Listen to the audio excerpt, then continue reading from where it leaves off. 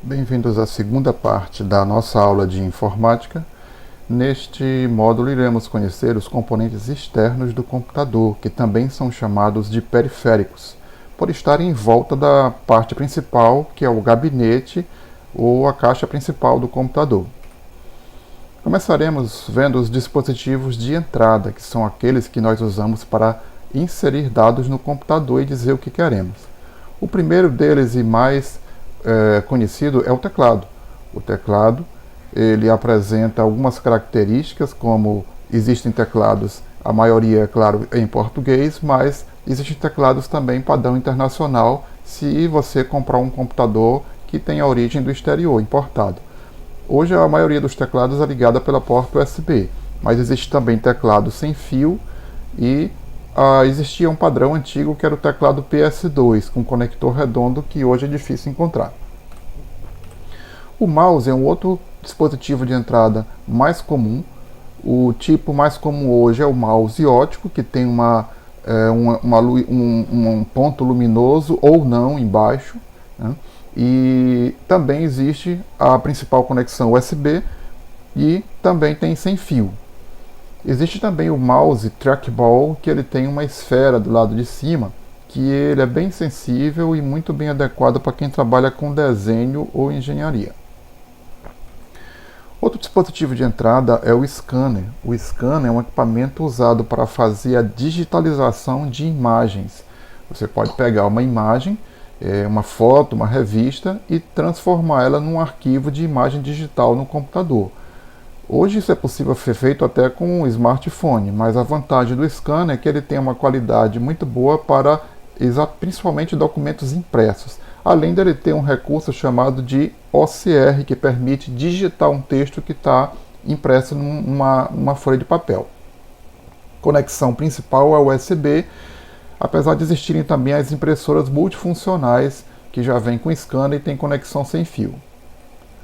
Outro dispositivo de entrada é o webcam, que são câmeras feitas especialmente para a comunicação via internet, as ligações ou videoconferências via internet. A imagem das webcams não é tão boa pelo fato de que quando elas foram inventadas, a internet não tinha uma velocidade tão grande. E também porque a imagem, quanto maior a qualidade da imagem, mais rápida precisa ser a sua conexão de internet para que essa imagem não fique tendo cortes ou pausas. Então, por isso, em geral, as câmeras são de baixa qualidade, baixa ou média, apesar de existirem câmeras com maior qualidade, porém mais caras. Outro dispositivo de entrada é o microfone, porque através dele a nossa voz pode ser gravada no computador. Inclusive, tem computadores e dispositivos que aceitam um comando de voz, e ele pode ser encontrado na forma isolada ou na forma de headset junto com o fone de ouvido. Outro dispositivo de entrada é o leitor de código de barras. Esse já é mais usado em ambientes empresariais, em lojas, e ele pode ser encontrado na forma de pistola, de scanner e de leitor de boleto bancário ou cheques. Todos eles servem para fazer a leitura do código de barra. A única diferença é a forma. O scanner lê o código em qualquer posição, a pistola não, tem que estar bem posicionada, e o leitor já é adequado mais para códigos em folha de papel. Outro dispositivo de entrada também é a tela sensível ao toque ou touchscreen, que hoje equipa todos os aparelhos celulares e smartphones, mas também já era encontrada nas telas de terminais bancários de autoatendimento. E, na verdade, a tela touchscreen é uma segunda tela que tem em cima da tela que gera a imagem, que é capaz de detectar o local onde você está tocando. Outro dispositivo também de entrada é o leitor de biometria, muito encontrado em empresas para controle de frequência de funcionários e também em locais de treinamento para controle também da frequência ou de acesso. Ele faz a leitura da nossa impressão digital e compara com alguma imagem já guardada anteriormente. O joystick também é um outro dispositivo de entrada, muito encontrado em videogames, mas também tem para computador, ligado na porta USB, substitui o teclado no caso de jogos. porque é mais adequado para isso e poupa o teclado ali de possíveis impactos. Agora os dispositivos de saída. O principal deles é o monitor de vídeo, através do qual nós vemos todos os resultados do computador na forma de imagem. Existia um modelo de monitor chamado CRT, que era aquele grande que usava uma tecnologia antiga, que era o de tubo. Hoje ele não é mais fabricado, você só encontra em locais onde alguém tem algum ainda guardado e funcionando. E hoje o padrão é o monitor LCD ou LED, que é a última tecnologia. Ele é mais fino, economiza bem mais energia e também prejudica menos a visão do usuário. Um parâmetro importante dos monitores é o tamanho. Quanto maior a tela, maior o tamanho, que a gente chama de polegadas, que é essa medida da diagonal. Um bom monitor hoje para trabalho é um monitor de 19 polegadas. Esse seria um padrão mínimo, eu diria, né, para quem quer trabalhar com um computador. Existem modelos bem maiores e também existem alguns menores, de 15 polegadas, mas o padrão hoje é esse de 18 ou 19 polegadas. Outros detalhes que temos que conhecer sobre os monitores, além do tamanho, é a resolução, se ele pega a resolução ultra ou então aquelas relações Full HD, né, que conta maior a qualidade da imagem, e o tipo de conector. O mais comum ainda é o VGA, mas o HDMI também já se torna um padrão hoje. Esses são os mais encontrados, o VGA e o HDMI. A impressora é outro dispositivo de saída muito importante. Através dele, as informações oriundas do computador são impressas em papel. Existem vários tipos de impressora. Aqui nós temos os 4 principais, que são as impressoras de matricial, a DeskJet, jato de tinta, a laser e a térmica. Essas impressoras, a que não tem impacto, a de impacto é a matricial. O que é impacto? Ela tem algumas agulhas que batem numa fita com tinta e batem no papel. Ela faz um pouquinho de barulho. As outras são bem mais silenciosas. A jato de tinta funciona com gotículas de tinta, que são jogadas no papel. A laser funciona com um pó, que é prendido, ele se prende ao papel por processo magnético e térmico. E a impressora térmica, ela na verdade precisa de um papel próprio, que ele é queimado. Na verdade, a impressão é como se fosse um processo de queima. É a impressão típica dos comprovantes bancários, que se apaga com o tempo. A laser tem uma resistência maior a intempéries, como água. Já a jato de tinta, se você deixar cair água, normalmente a impressão borra. E aí tem impressoras próprias para imprimir, por exemplo, cupom fiscal, impressora multifuncional que já vem com scanner, impressora de cartão PVC para imprimir crachá, imprimir etiqueta, tem vários outros tipos. O que é importante observar da impressora é a resolução, que quanto menor o ponto dela, maior a qualidade da imagem. E a gente chama essa medida, normalmente é chamada de PPP ou DPI, que é a quantidade de pontinhos que você tem por polegada. A velocidade também é outro fator importante, e tem impressoras que imprimem já frente e verso, normalmente a impressora laser de custo maior usada em empresa. Ela já vira o papel e imprime dos dois lados. Tem impressora também colorida e preta e branca, que é o caso da laser. As jatos de tinta geralmente são coloridas, imprime tanto preto e branco quanto colorido. E tem impressoras também para papel maior, que é o papel A3. O mais comum é o impressora para papel A4. E essa impressora aqui, na verdade, é um plotter. Ela é mais usada em empresas que trabalham com arte gráfica e com certeza tem um custo bem maior. Faz uma impressão naquelas folhas de vinil, banners, essas propagandas que a gente vê aí nas lojas e nas ruas. Vamos conhecer agora os dispositivos de memória auxiliar ou de armazenamento. O primeiro deles é o disco rígido. O disco rígido permite gravar muitos arquivos e ele usa tecnologia eletrônica, mecânica e magnética, que você pode ver aqui nessa imagem na esquerda. Aqui você vê que dentro de um disco rígido, ele normalmente é fechadinho como está aqui na direita, mas ele aberto, você veria isso aqui, ó, você veria um ou mais discos, normalmente são mais de um disco. Esses discos são de alumínio, com a superfície magnética e tem uma cabeça que faz a leitura e a gravação. Esse disco fica girando em alta velocidade. Então, é uma peça delicada que não pode pegar impactos, né? Mas ainda é muito utilizada na maioria dos computadores pelo seu custo, que ainda é um melhor custo-benefício. Apesar de que existe o dispositivo mais recente, que é o SSD, que é a tecnologia mais rápida do que o disco rígido normal. Existe disco rígido para desktop, que tem 3,5 polegadas, e para notebook, que é um pouco menor, de 2,5 polegadas. Outro tipo de disco rígido é o externo. Ele tem a vantagem de você poder levar para outros lugares. O outro disco rígido interno, ele fica dentro do computador. Não dá para você tirar ele e sair levando para qualquer lugar, até porque ele não conecta pelo USB. Já esse aqui conecta pelo USB e é ideal para cópia de segurança de arquivo, que é o que a gente chama de backup. Existe também essa solução alternativa, que são algumas caixas que você pode colocar um HD antigo, um HD normal, e transformá-lo em um HD externo. Outro dispositivo de armazenamento muito comum é o pendrive, que guarda arquivos em uma memória chamada memória flash, por tempo indeterminado, e é muito útil para o transporte e também para a cópia de segurança. Aí tem vários tamanhos de pendrive, tem uns maiorzinhos, tem outros bem pequenos, que temos que tomar cuidado para não perder, tem na forma de chaveiro, tem na forma de pingente, tem várias modalidades, todos com a mesma finalidade. E temos também os cartões de memória. O cartão de memória ele usa a mesma tecnologia do pendrive, porém bem menor, e é o que normalmente está dentro dos smartphones. Você pode usar um cartão de memória para aumentar aí a memória de armazenamento de arquivo do seu smartphone. Então, tem dois tamanhos, que é o cartão SD e o cartão micro SD, que é bem menor.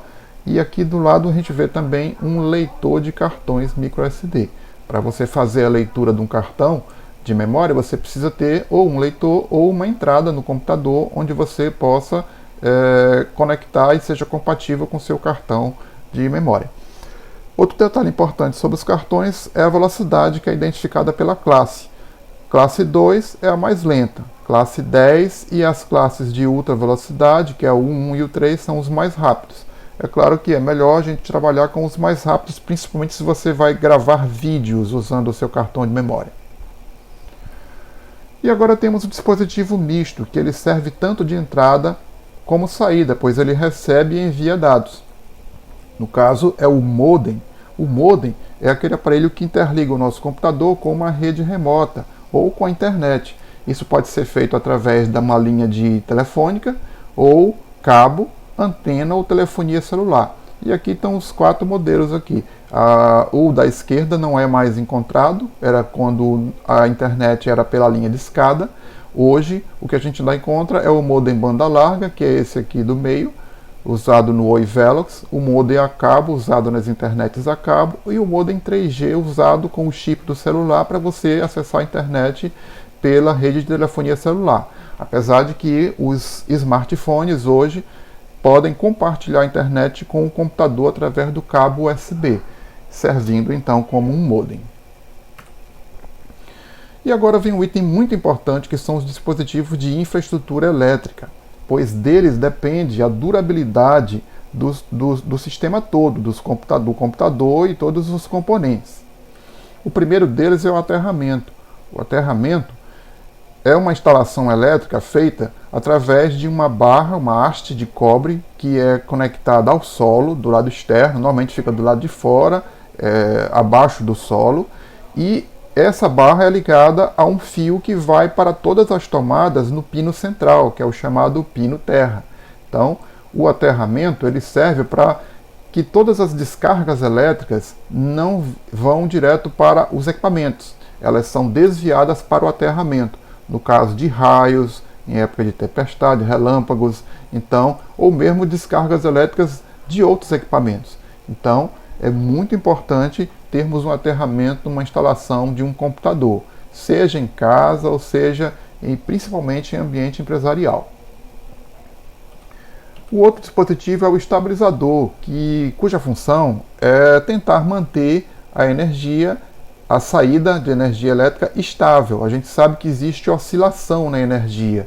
E a maioria dos estabilizadores, aqui na região de 220, entra 220 e sai 110. Então, a função deles é manter ali próximo da saída desejada, que é os 110 volts.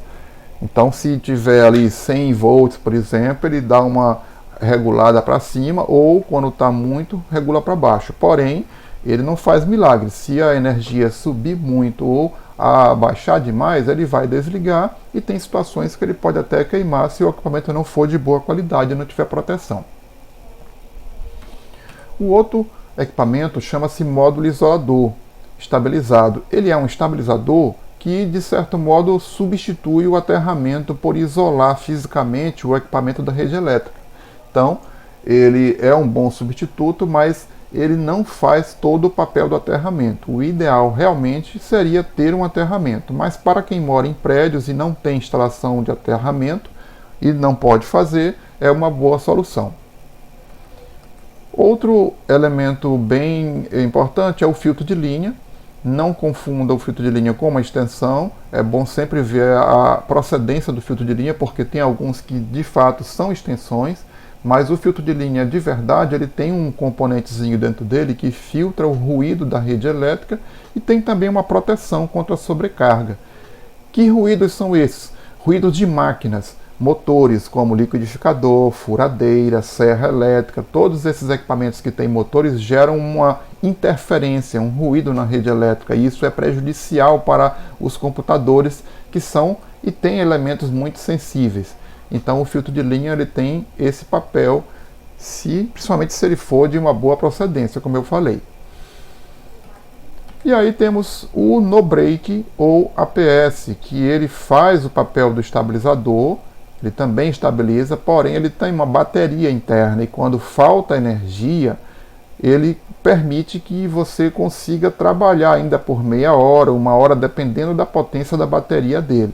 Então é muito bom, principalmente para empresas, porque você tem o tempo ali de salvar, terminar o seu trabalho, ou até de continuar trabalhando por um bom tempo, mesmo sem energia elétrica. Como é que tudo então se encaixa? Vamos ver então como tudo se combina aí, né? Essas peças e o computador principal. Essa principal porta de meio de conexão são as portas externas. Atrás dos computadores nós encontramos esses conectores. É onde a gente liga o mouse, o teclado, os dispositivos USB, o monitor de vídeo, a caixinha de som, o cabo de rede e o microfone. A gente chama isso de portas externas. Então, essa conexão é feita da seguinte forma: todos os periféricos próximos do computador ligam-se lá atrás, nas portas externas. A parte elétrica se liga, o filtro de linha pode ser ligado na tomada, né, com o aterramento, é claro. O isolador ou estabilizador no break você pode ligar no filtro de linha. E o computador você vai ligar então num desses equipamentos que você estiver usando, isolador, estabilizador, no break. A impressora é ligada também nessa parte elétrica e tem o cabo que liga ela, o cabo USB que liga também ela ao computador. E no computador você precisa instalar, às vezes, alguns softwares que são chamados drivers de dispositivo. Hoje a maioria dos equipamentos já instalam o driver automaticamente ou já existe no sistema operacional, mas alguns às vezes precisa ser instalado manualmente. Essa ordem aqui também tem gente que inverte, às vezes coloca primeiro o estabilizador e depois o filtro de linha, tá? Não há muito problema nisso. Mas o filtro de linha na entrada é bom pela proteção que ele tem contra a sobrecarga. E aí na parte de trás é assim, você tem aqui o local onde conecta os cabos de vídeo, aqui o cabo VGA ou o cabo HDMI, e aqui os cabos USB da impressora, do teclado, do mouse, dessa forma que você encontra na parte de trás do computador. E aqui o cabo de força, né, que é o cabo que vai para a tomada do computador, também ele é encaixado lá atrás, onde fica a fonte de alimentação. Muitas vezes o computador não está ligando, às vezes é só um mau contato aqui nessa parte de trás. E assim, com essas informações, a gente acabou, inclusive, vendo como é que um computador é instalado externamente. Não tem muito mistério. Não há muito risco aqui, a não ser você observar a voltagem para não colocar o computador em voltagem errada se ele não for automático ou se ele for manual 110/220. E aí finalizamos então essa primeira parte teórica e conceitual aqui, conhecendo os equipamentos externos do computador e como é que o computador é organizado. Coloquem suas dúvidas na sala e o material completo, que tem a parte textual, está disponível para que vocês façam um estudo mais detalhado do que nós vimos aqui. Até a próxima, um abraço.